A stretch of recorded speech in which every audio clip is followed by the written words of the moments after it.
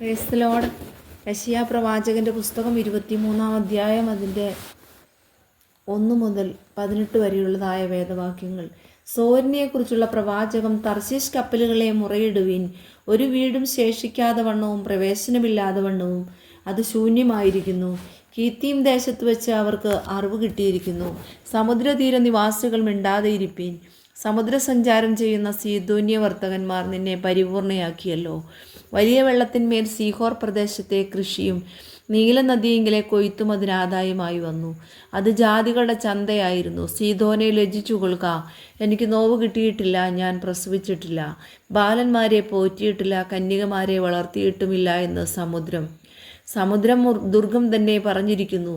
സോരിൻ്റെ വർത്തമാനം മിസ്രൈമിലെത്തുമ്പോൾ അവർ ആ വർത്തമാനത്തിൽ ഏറ്റവും വ്യസനിക്കും. തർശീശിലേക്ക് കടന്നു ചെല്ലുവീൻ, സമുദ്രതീര നിവാസികളെ മുറയിടുവീൻ. പുരാതനമായി പണ്ടേയുള്ള നിങ്ങളുടെ ഉല്ലാസിത നഗരം ഇതാകുന്നുവോ? സ്വന്തകാൽ അതിനെ ദൂരത്ത് പ്രവാസം ചെയ്യുവാൻ വഹിച്ചു കൊണ്ടുപോകും. കിരീടം നൽകുന്നതും വർത്തകന്മാർ പ്രഭുക്കന്മാരും വ്യാപാരികൾ ഭൂമിയിലെ മഹാന്മാരുമായുള്ളത് മായ സോരിനെ കുറിച്ച് അത് നിർണയിച്ചതാർ. സകല മഹത്വത്തിൻ്റെയും ഗർവത്തെ അശുദ്ധമാക്കേണ്ടതിനും ഭൂമിയിലെ സകല മഹാന്മാരെയും അപമാനിക്കേണ്ടതിനും സൈന്യങ്ങളുടെ യഹോവ അത് നിർണയിച്ചിരിക്കുന്നു. തർശീശ് പുത്രിയെ, ഇനി ബന്ധനമില്ലായകിയാൽ നീ നീലനദി പോലെ നിന്റെ ദേശത്തെ കവിഞ്ഞൊഴുകുക. അവൻ സമുദ്രത്തിന്മേൽ കൈനീട്ടി രാജ്യങ്ങളെ നടുക്കിയിരിക്കുന്നു. യഹോവ കനാനെക്കുറിച്ച് അതിൻ്റെ കോട്ടകളെ നശിപ്പിപ്പാൻ കൽപ്പന കൊടുത്തിരിക്കുന്നു. ബലാത്കാരം അനുഭവിച്ച കന്യകയായ സീദോൻ പുത്രി, ഇനി നീ ഉല്ലസിക്കുകയില്ല. എഴുന്നേറ്റ് കീത്തീമിലേക്ക് കടന്നു പോക, അവിടെയും നിനക്ക് സ്വസ്ഥത കാണുകയില്ല എന്ന് അവൻ കൽപ്പിച്ചിരിക്കുന്നു. ഇതാ, കൽദയരുടെ ദേശം ഈ ജനമില്ലാതെയായി. അശ്ശൂർ അതിനെ മരുമൃഗങ്ങൾക്കായി നിയമിച്ചു കളഞ്ഞു.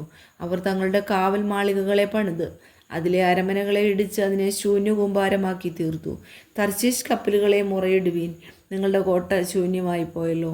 അന്നാളിൽ സോർ ഒരു രാജാവിൻ്റെ കാലത്തിനൊത്ത 70 സംവത്സരത്തേക്ക് മറന്നു കിടക്കും. 70 സംവത്സരം കഴിഞ്ഞിട്ട് സോരിന് വേശ്യയുടെ പാട്ട് പോലെ സംഭവിക്കും. മറന്നു കിടന്നിരുന്ന വേശ്യയെ വീണയെടുത്ത് പട്ടണത്തിൽ ചുറ്റി നടക്ക. നിന്നെ ഓർമ്മ വരേണ്ടതിന് നല്ല രാഗം മീട്ടി വളരെ പാട്ടുപാടുക. 70 സംവത്സരം കഴിഞ്ഞിട്ട് യഹോവ സോരിനെ സന്ദർശിക്കും. അപ്പോൾ അത് തൻ്റെ ആദായത്തിനായി തിരിഞ്ഞ് ഭൂമിയിലെ സകല ലോകരാജ്യങ്ങളോടും വേശ്യാവൃത്തി ചെയ്യും. എന്നാൽ അതിൻ്റെ വ്യാപാരവും ആദായവും യഹോവയ്ക്ക് വിശുദ്ധമായിരിക്കും. അതിനെ നിക്ഷേപിക്കുകയോ സ്വരൂപിച്ചു വയ്ക്കുകയോ ചെയ്യുകയില്ല. അതിൻ്റെ വ്യാപാരം യഹോവയുടെ സന്നിധിയിൽ വസിക്കുന്നവർക്ക് മതിയായ ഭക്ഷണത്തിനും ഓടിയുള്ള ഉടുപ്പിനുമായി ഉതകും.